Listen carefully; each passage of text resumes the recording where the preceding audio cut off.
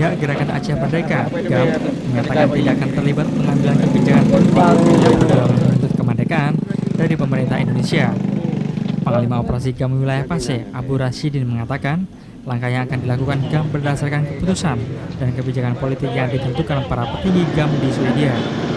Abu Rasyidin mengaku sependapat bila kekerasan yang selama ini terjadi di Aceh dihentikan.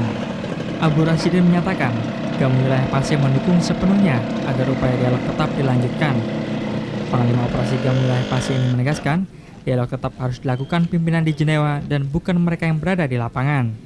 Sehubungan dengan adanya masih dilakukan dialog, ini sikap GAM sendiri yang di lapangan bagaimana? Apakah mendukung atau menolak sikap dialog? Kami perkara politik, kami tidak tahu. Perkara politik kami sana ada pemimpin kami di Jenewa sana. Artinya memang pihak Gerakan Aceh Merdeka di bawah menerima perintah dari... Iya, dari pemimpin kami. Abu Rasyidin kembali menegaskan, pihak GAM Wilayah Paseh akan menerima dan mematuhi apapun keputusan yang diambil oleh petinggi GAM di Jenewa dari hasil dialog dengan pemerintah RI.